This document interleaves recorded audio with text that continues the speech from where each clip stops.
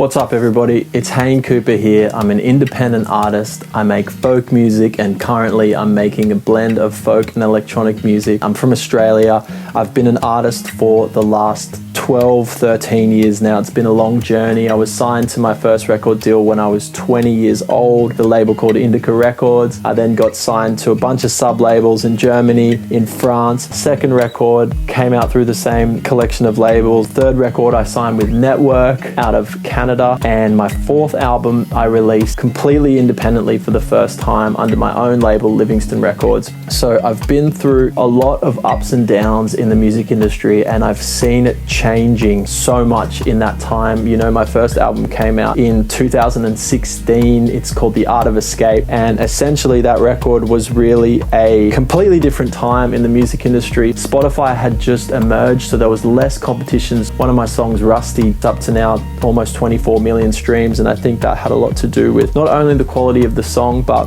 the time and how little competition there was on Spotify, as opposed to now where everybody's just constantly releasing, and we even have AI releasing music on the platform. And radio was still a thing in Australia, so that had an influence. I had a radio station called Triple J play a bunch of my songs, but I'm making this video as the first of many to share as honestly and authentically as possible my journey as an independent artist in 2025 and beyond, and the things that I'm seeing working and the things that I'm seeing not working. And I'm committed to sharing this story with you to hopefully be able to help you get a grasp on what's working and what's not working. Also keeping in mind that ultimately nobody's journey is the same, and at different parts of your journey, sometimes things will work better, sometimes things will work worse. So to start off the first episode, I have a meeting with a new company. I'm not going to tell you the name of the company, but they're a record label. And as I said before, my fourth album, which came out in May this year, it's called My Own. That was the first record I released completely independently, and that was awesome. And I felt like I learned a lot from that, owning the masters and making the majority of the income from the music. But what I'm feeling at the moment is Facebook and Meta ads seem to be a super effective way, when you have a good song, of getting it to more people in a highly saturated market that we're in right now. So my intention with this meeting with this company, I know that they back artists with spend on Facebook and Meta ads, and they take a slightly higher percentage of the master for a certain period of time to be involved to that capacity. So I'm keeping my mind open once again. I've done the independent thing, I've done the complete sell your masters away thing with other labels, and now I'm going to try something in the middle to see how it works now, because I think that things are continuously evolving in the music industry, and I've seen it work super well for a bunch of other artists where they've done targeted Meta ads. So it's coming up right after this, but I will say, to kind of close this whole thing, I've been releasing a song a month since February last year. So I've released 16 songs, couple of remixes, and it's been great. But I'm willing to try something new, maybe potentially release a little bit less frequently and have more of a focus on one song to get that popularity score that everybody keeps talking about on Spotify, to really get the song algorithmically into those radio zones that I can see.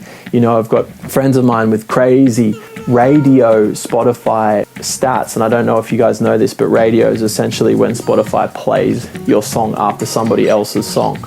And I think it's a very good sign if your radio algorithm is starting to grow on your Spotify, that the song is being favored algorithmically because of its popularity score. So we'll see how we go. The song's called Gargoyles, and essentially I'm really excited about it. I've got a tour coming up in Europe supporting Ziggy Alberts on the 19th of September to the 3rd of October, all through Europe. I'm planning on having the song out on the 17th, or actually the date of the first show in Brussels on the 19th.